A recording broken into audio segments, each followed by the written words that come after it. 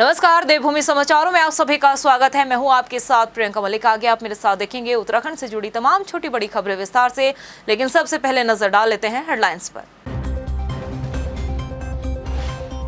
विधानसभा सत्र के लिए पक्ष और विपक्ष दोनों तैयार। कल से शुरू हो रहे सत्र के लिए विपक्ष ने सजाई सवालों की थाल, तो पक्ष भी जवाब के लिए तैयार।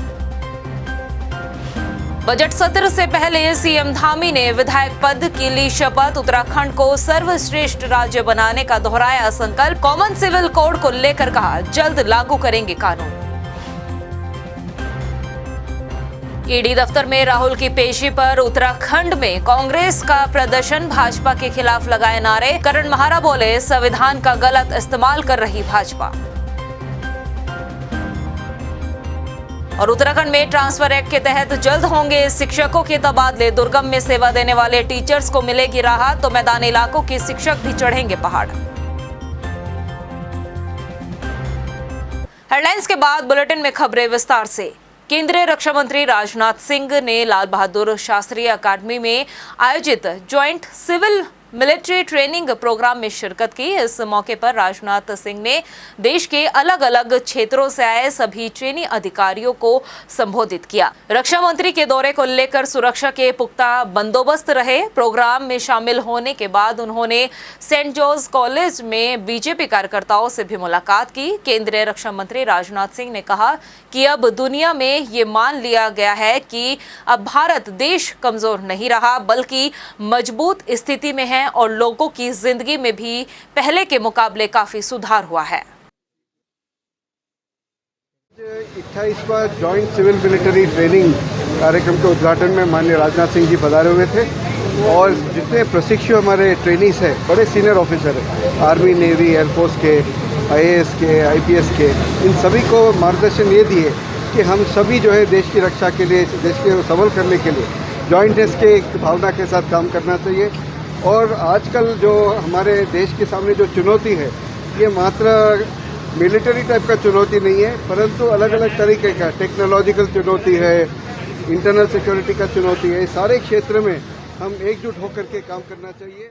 और अब बात करते हैं विधानसभा सत्र की। कल से उत्तराखंड विधानसभा का बजट सत्र शुरू होने जा रहा है। बजट सत्र की सभी तैयारियों को लेकर विधानसभा अध्यक्ष रितु खंडूरी की अध्यक्षता में सर्वदलीय बैठक हुई, जिसमें वित्त और संसदीय कार्य मंत्री प्रेमचंद अग्रवाल, नेता प्रतिपक्ष यशपाल आर्य, बसपा विधानमंडल दल के नेता मोहम्मद शहजाद बैठक में शामिल हुए। कार्य मंत्रणा की बैठक में विधानसभा अध्यक्ष रितु खंडूरी ने सत्र को शांतिपूर्वक चलाने की अपील की है। पहले तो हमारी सर्वदलीय बैठक हुई, जिसमें सभी दलों के नेता आए थे और उनके साथ यही बात हुई कि हमें सुचारू रूप से सदन को चलाना चाहिए। इस सत्र को बहुत महत्वपूर्ण सत्र है, बजट सत्र है, तो इसे सुचारू रूप से चलाना चाहिए। जनता की जो अपेक्षाएं हैं, जिससे उन्होंने हमें सदन पे भेजा है, उस पे हमें सबको खरा उतरना चाहिए। और व्यापक चर्चा भी हुई है सदन को लेकर। हमने कहा कि हम सदन को सकारात्मक रूप से रचनात्मक भूमिका का निर्वहन करेंगे और जो हमारा बजट में चर्चा के लिए 2 दिन का अवसर दिया जाना चाहिए आय और व्यय में, उसके लिए सहमति बनी है और 16 तारीख को कार्य मंत्रणा समिति की फिर बैठक होगी और उसके बाद आगे के विषयों पर बातचीत होगी। वहीं बजट सत्र को लेकर पक्ष विपक्ष दोनों तैयार है। विपक्ष जहां सरकार को घेरने की रणनीति बना चुकी है, तो वहीं सरकार विपक्ष के हर सवाल का जवाब देने का दावा कर रहा है। संसदीय कार्य मंत्री प्रेमचंद अग्रवाल का कहना है कि आम बजट युवाओं, महिलाओं की उम्मीद के अनुरूप बनाया गया है, जिसे सत्र के पहले दिन पेश किया जाएगा। 47 सीटों के साथ दूसरी बार यानी कि मिथक तोड़ते हुए सरकार बनी।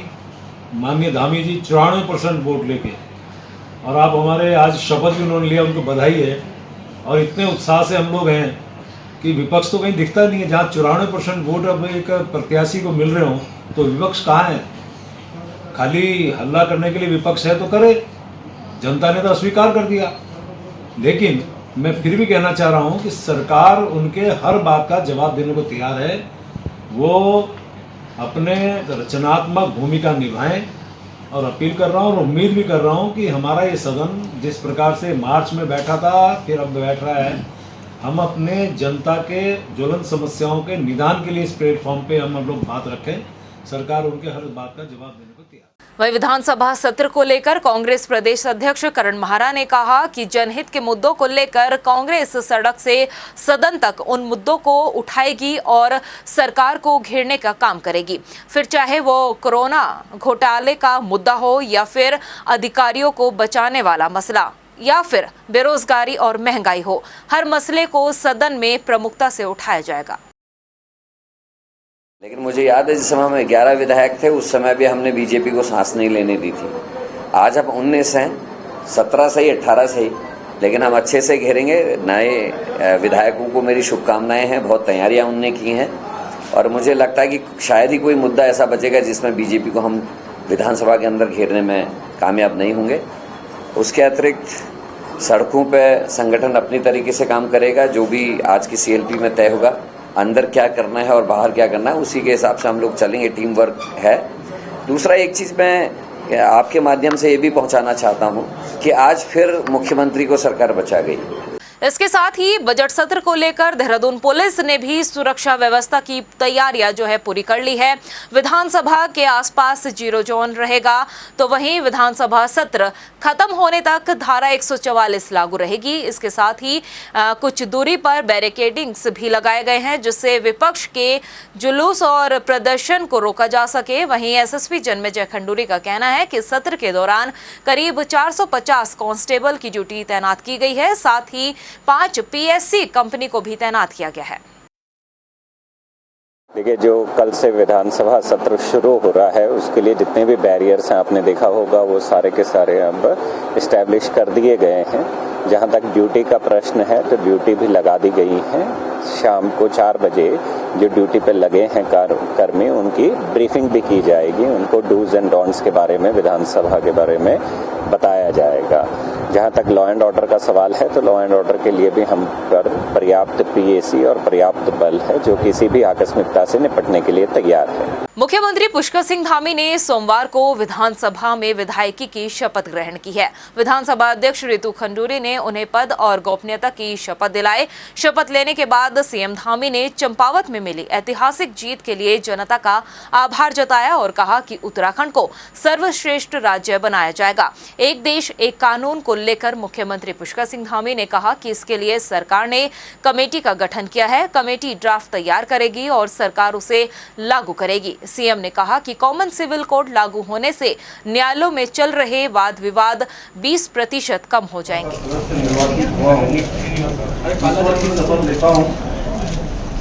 सत्यनिष्ठा से प्रतिज्ञा करता हूँ कि मैं विधि द्वारा स्थापित भारत के संविधान के प्रति सच्ची श्रद्धा और निष्ठा रखूंगा।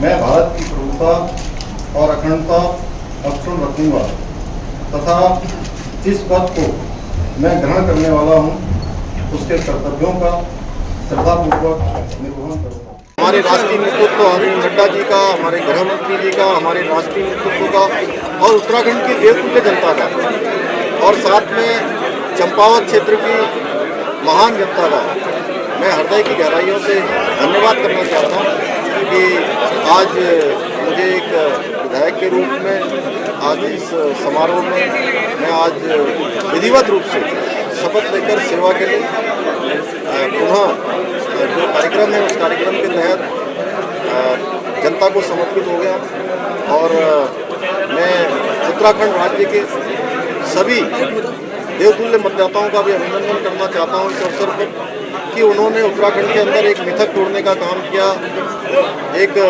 इतिहास बनाने का काम किया कि भारतीय जनता पार्टी की 2/3 बहुमत की सरकार बनाई। हम आज संकल्प लेते हैं कि हम हर प्रकार से उत्तराखंड को उत्कृष्ट उत्तराखंड बनाएंगे। नेशनल हेराल्ड मामले में ईडी के जरिए सोनिया और राहुल गांधी से पूछताछ के विरोध में देश भर के साथ ही उत्तराखंड में भी कांग्रेस ने विरोध प्रदर्शन किया। देहरादून में कांग्रेसियों ने एक सुर में इकट्ठा होकर प्रवर्तन निदेशालय के बाहर जमकर हंगामा किया और प्रदर्शन भी किया। इस मौके पर कांग्रेस के तमाम बड़े नेता यशपाल आर्य, कांग्रेस प्रदेश अध्यक्ष करण मेहरा मौजूद रहे। प्रदेश अध्यक्ष करण मेहरा ने कहा कि भाजपा सरकार कांग्रेस को ईडी के जरिए डराने धमकाने का काम कर रही है, जबकि नेशनल हेराल्ड एक ऐसा मामला है जिसमें पहले ही ईडी क्लीन चिट दे चुकी है, मगर बीजेपी सरकार संविधान का दुरुपयोग कर रही है। ईडी का लगातार बीजेपी दुरुपयोग कर रही है, विपक्ष की आवाज को दबाने की कोशिश कर रही है और मुझे गर्व है इस बात का कि मेरा नेता राहुल गांधी लगातार बीजेपी, आरएसएस और नरेंद्र मोदी के खिलाफ मुखर हैं और उनकी आवाज को दबाने के लिए बीजेपी इस तरह के षड्यंत्र रच रही है। पिछले कई वर्षों से हम लगातार देख रहे हैं, लोगों की छवि बिगाड़ने के लिए, नेताओं की छवि बिगाड़ने के लिए, विपक्ष की आवाज दबाने के लिए भारतीय जनता पार्टी ईडी को आगे करती है। और जिस बात पे आज ईडी ने सम्मन जारी किया, इस पर पहले एक बार क्लीन चिट ईडी दे चुके हैं। जिन अधिकारियों ने क्लीन चिट दी थी उनको हटा दिया। वहीं देहरादून में ईडी दफ्तर के बाहर कांग्रेसी नेताओं के धरने प्रदर्शन पर मुख्यमंत्री पुष्कर सिंह धामी ने कहा कि ईडी अपना काम कर रही है, लेकिन विपक्ष को केवल सरकार नजर आती है, जिसके चलते अब केंद्र सरकार के खिलाफ प्रदर्शन किए जा रहे हैं।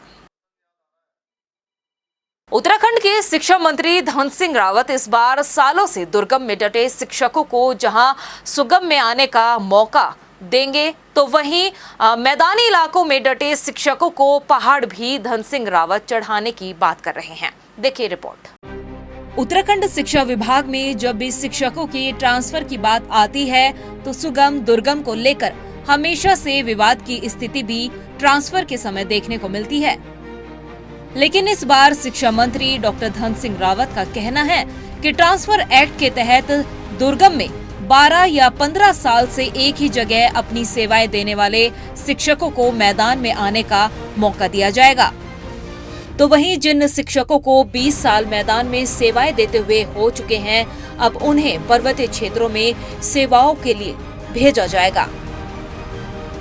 इस बार ट्रांसफर नीति में हम लोग ऐसे टीचरों को पहाड़ से नीचे ला रहे हैं जो कि 15-15 साल से लेके 20-20 साल से एक जगह में जमे हैं, और कई टीचर ऐसे हैं कि जो कि तराई में 20-20 साल से हैं।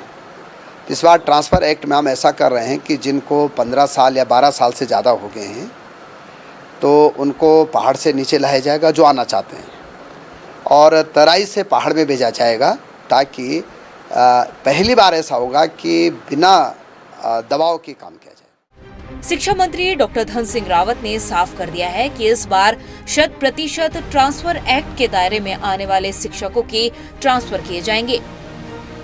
तो वहीं शिक्षा महानिदेशक बंशीधर तिवारी का भी कहना है कि पूरी पारदर्शिता के साथ ट्रांसफर एक्ट के तहत शिक्षकों की ट्रांसफर होगी। देखिए, माननीय मंत्री जी के स्पष्ट निर्देश हैं और उसमें हम लोग ऑनलाइन सारी कार्रवाई हो रही है और पूरे पारदर्शी तरीके से होगी, काउंसलिंग के माध्यम से होगी, और जो शासन दिशा निर्देश तय करेगा उसी के तहत ट्रांसफर अधिनियम के तहत पूरी कार्रवाई पारदर्शितापूर्ण तरीके से की जाएगी। दुर्गम में सालों से अपनी सेवाएं दे रहे शिक्षक ट्रांसफर की आस लिए हर साल यही सपना लेकर ट्रांसफर के लिए आवेदन करते हैं कि इस बार उनको सुगम में आने का मौका मिलेगा। लेकिन कभी 10% तबादले तो कई साल तबादला सत्र शून्य होने के चलते शिक्षकों के मन की मुराद पूरी नहीं हो पाती। ऐसे में अब देखना यही होगा कि जो दावा शिक्षा मंत्री धन सिंह रावत कर रहे हैं, क्या उससे दुर्गम में सालों से सेवाएं देने वाले शिक्षकों को सुगम में आकर नौकरी करने का मौका मिलेगा या नहीं। टाइम टीवी के लिए देहरादून से मनीष टंगवाल की रिपोर्ट। विधायक अगर किसी काम के लिए विधायक निधि से धनराशि देने की घोषणा करता है तो समझ आता है, लेकिन अगर वो विधायक ना हो और इस तरह के काम करे तो यकीनन ये समझ से परे है। ऐसा ही मामला सामने आया है काशीपुर से, जहां पूर्व विधायक हरभजन सिंह चीमा शायद ये भूल बैठे हैं कि अब वो विधायक नहीं है, या फिर यूं कहे कि वो अपने बेटे के पद का दुरुपयोग खुद ब खुद कर रहे हैं और खुद ही विधायकी का स्वाद भी चख रहे हैं। आप सोच रहे होंगे कि हम ये क्यों कह रहे हैं, लेकिन जब आप हमारी ये स्पेशल रिपोर्ट देखेंगे तो खुद ब खुद पूरी कहानी आपको समझ आ जाएगी। पूर्व विधायक के सिर पर चढ़ी खुमारी, विधायक न होते हुए भी जारी कर दिया निधि का पैसा। सीसीटीवी के लिए 5 लाख की राशि की घोषणा। पूर्व विधायक हरभजन चीमा भूले नहीं है अब विधायक। आज मैं पुनः विधायक निधि से 5 लाख रुपया पुलिस को कैमरे खरीदने के लिए ऐलान कर। सुना आपने, यहाँ तो गंगा ही उल्टी बह रही है। काशीपुर से वर्तमान विधायक त्रिलोक सिंह चीमा हैं, लेकिन लगता है कि पिता हरभजन सिंह चीमा ये भूल बैठे हैं कि अब वो विधायक नहीं रहे, बल्कि उनके बेटे त्रिलोक सिंह चीमा इस क्षेत्र के एमएलए हैं। चलिए अब आपको जरा पूरे माजरे को समझाते हैं। जी हाँ, मंच पर जिले के एसएसपी के साथ बैठे ये शख्स हरभजन सिंह चीमा किसी पहचान के मोहताज नहीं, बल्कि काशीपुर से एक नहीं, 2 नहीं, बल्कि 4 बार विधायक रह चुके हैं। लेकिन लगता है कि विधायक की खुमारी इनके सिर से उतरी नहीं है। तभी तो कार्यक्रम में बेटे की जगह खुद शिरकत करने पहुंचे हरभजन चीमा सीसीटीवी कैमरों के लिए विधायक निधि से 5 लाख रुपए की धनराशि देने का ऐलान कर बैठे हैं, और वो घोषणा भी जिले के कप्तान के सामने की है। आज मैं पुनः विधायक निधि से 5 लाख रुपया पुलिस को कैमरे खरीदने के लिए ऐलान कर। अब 5 लाख रुपए की घोषणा हरभजन सिंह चीमा कर चुके हैं, लेकिन जनाब विधायक आप नहीं बल्कि आपके बेटे त्रिलोक सिंह चीमा हैं। अब मसले को कांग्रेस ने लपक लिया है और बीजेपी को निशाने पर लेते हुए कहा कि बौखलाहट में हरभजन सिंह चीमा इस तरह के बयान देकर मजाक के पात्र बन रहे हैं। तो भाजपा इस बात की दुहाई दे रहे हैं कि किसी गफलत में हरभजन चीमा ने यह बयान दिया होगा। हालांकि जांच की दुहाई जरूर दी जा रही है। जो खुलासा हुआ है लूट का, उसमें पूर्व विधायक जी ने 5 लाख रुपए देने की घोषणा करी है अपनी विधायक निधि से। मैं ये पूछना चाहता हूँ विधायक जी से कि जब आप पूर्व विधायक हो चुके हैं तो आपकी विधायक निधि तो हो ही नहीं सकती, और एक बौखलाहट का भी मुझे लगता है कि उनकी तरफ से एक बौखलाहट का विषय भी आ जाता है कि कभी कभी वो अपने आप को विधायक मानने लग जाते हैं, जबकि वो विधायक रहे ही नहीं है इस समय। इस घोषणा से ही चक्कर में पड़ गया कि पूर्व विधायक को किस अधिकार से रुपए देने की कौन सा अधिकार है, क्योंकि अब पूर्व विधायक हो गए वो, और वो बैठे थे, उनको गफलत हो गई होगी कि मैं विधायक हूँ इसलिए उन्होंने घोषणा कर दी। मैं तो नहीं मानता पूर्व विधायक कोई 1 रुपया भी देने की स्थिति में होगा, और पूर्व में भी 15 लाख रुपए उन्होंने दिए हैं। इसकी भी जांच करवाई जानी चाहिए कि कितने कैमरे 15 लाख में लगने चाहिए और कितने कैमरे लगे हैं। अब पूर्व विधायक गफलत में इस तरह की बयानबाजी कर रहे हैं या खुद को अभी भी विधायक समझ रहे हैं, ये तो हरभजन चीमा से बेहतर और कौन जानेगा। हाँ, इतना जरूर है कि बेटे की जगह एक पिता और पूर्व विधायक के तौर पर इस तरह की घोषणा कर हरभजन चीमा सिर्फ मजाक का पात्र बन रहे हैं, इससे ज्यादा कुछ नहीं। चढ़ती कला टाइम टीवी के लिए काशीपुर से आरिफ खान की रिपोर्ट। पड़ोसी राज्य उत्तर प्रदेश और दूसरे राज्यों में हुई धार्मिक हिंसक घटनाओं को देखते हुए अब देहरादून पुलिस भी अलर्ट नजर आ रही है। एसएसपी जन्मेजय खंडूरी ने जनपद के सभी थाना क्षेत्रों में स्थित धार्मिक स्थलों पर नजर बनाए रखने के लिए सीओ, थाना प्रभारी और चौकी प्रभारियों को निर्देशित किया है। एसएसपी जन्मेजय खंडूरी ने बताया कि जो धार्मिक सौहार्द को बिगाड़ने की कोशिश करेगा उसके खिलाफ कार्रवाई होगी। किसी भी तरीके की रूमर्स अगर आती हैं तो हमारी जनता से भी अपील है कि कोई इस तरीके की रूमर आती है तो 112 के माध्यम से पुलिस को बता दिया जाए ताकि पुलिस उससे निपट सके। देखिए, जो अफवाह फैलाएगा उसके खिलाफ लीगल कार्रवाइयाँ भी की जाएगी, निरोधात्मक कार्रवाई भी की जाएगी और उसको गिरफ्तार भी किया जाएगा और कड़ी से कड़ी कार्रवाई ऐसे लोगों के खिलाफ हमारे द्वारा की जाएगी। उधम सिंह नगर में मासूम बच्चे सुरक्षित नहीं हैं। ऐसा हम इसलिए कह रहे हैं क्योंकि आए दिन उधम सिंह नगर से बच्चों के अपहरण, दुष्कर्म जैसी घटनाएं सामने आ रही है और हैरानी इस बात की होती है कि इन सब घटनाओं के पीछे कोई अपना ही निकलता है। रुद्रपुर से भी शनिवार देर शाम एक 4 साल की बच्ची का अपहरण किया जाता है और उसके कुछ देर बाद ही बदमाशों द्वारा फिरौती की मांग भी की जाती है और फिर जो खुलासा होता है वो बेहद चौंकाने वाला है। देखिए रिपोर्ट। आपके मासूम बच्चे शायद अब अपनों के बीच सुरक्षित नहीं हैं। आपके आसपास और आपके बीच में ही रहने वाला इंसान कब आपको और आपके बच्चों को नुकसान पहुंचा दे, कुछ कहा नहीं जा सकता। ऐसा ही एक मामला रुद्रपुर से सामने आया है, जहां पर एक व्यक्ति ने अपना कर्ज उतारने के लिए अपने ही पड़ोस की 4 साल की बच्ची का अपहरण किया और फिर 15 लाख रुपए की फिरौती मांगी। हालांकि महज 24 घंटे के भीतर ही पुलिस ने मामले का खुलासा करते हुए 4 आरोपियों को गिरफ्तार कर बच्ची को सही सलामत परिजनों के हवाले कर दिया है। रात को एक सूचना आई कि कुछ अज्ञात कॉलर द्वारा ये बताया गया कि बच्चा इनके कब्जे में है, तो तुरंत हमने इसको बहुत सीरियसली से लिया। हमने विभिन्न टीमें बनाई और सर्विलांस एक्टिवेट कर दिया। तो अगेन सुबह 10:30 बजे हमको एक और कॉल आया वादी को, तो जिसमें वो फिरौती 15 लाख रुपए की डिमांड करी। तो तत्काल हमने विभिन्न टीमें जो बनाया था उसको और एक्टिवेट करा, नेगोशिएशन टीम को भी एक्टिवेट करा। तो मैनुअल, सर्विलांस और इवन टेक्निकल के आधार पर और नेगोशिएशन के आधार पर हमने विभिन्न टीमें बना के विभिन्न भूमिकाओं में हमने लगा दिया। तो इस प्रकार के तीनों दिशा में जब आगे बढ़ते बढ़ते आज जो है दोपहर तक हमने सकुशल जो है अपराधियों तक पहुंच के जो फिरौती मांग रहे थे, कुल मिला के 3 जो पुरुष अपराधी है और चौथा जो है महिला छोटी है, वो भी अरेस्ट हो गए हैं। दरअसल ये पूरा मामला रुद्रपुर के खेड़ा इलाके का है, जहां पर शनिवार देर शाम 4 साल की बच्ची अचानक घर के बाहर से लापता हो जाती है। फिर परिवार वाले अपने मासूम बच्ची को ढूंढने के लिए निकलते हैं, लेकिन जब देर रात तक कुछ पता नहीं चला तो फिर बेहताश माता पिता पुलिस से मदद की गुहार लगाते हैं।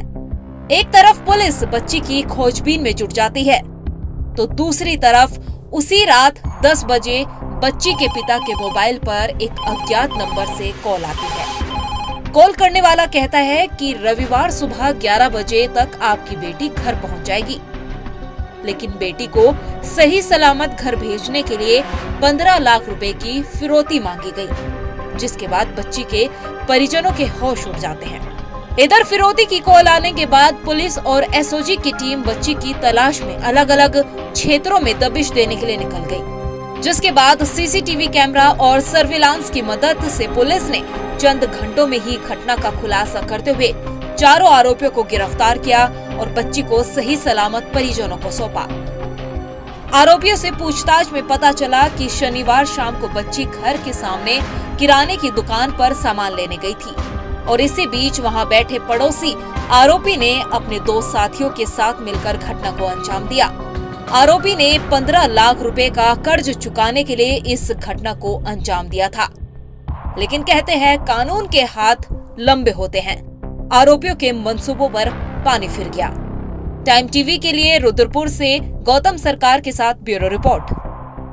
मानसून सत्र को देखते हुए लोक निर्माण विभाग लोहा घाट द्वारा सड़कों के किनारे बनी नालियों की सफाई तो कर दी गई, लेकिन मलबा नहीं हटाया गया, जिसके चलते आने जाने वाले सभी राहगीरों को गंदगी का सामना करना पड़ रहा है। साथ ही वाहन चालकों को भी काफी परेशानी हो रही है। लोक निर्माण विभाग की इस कार्य प्रणाली पर अब लोग आपत्ति जताते हुए कह रहे हैं कि बड़ी ही मुश्किल से नालियों की सफाई की गई थी, लेकिन अब मलबे के कारण लोगों को परेशानियों का सामना करना पड़ रहा है।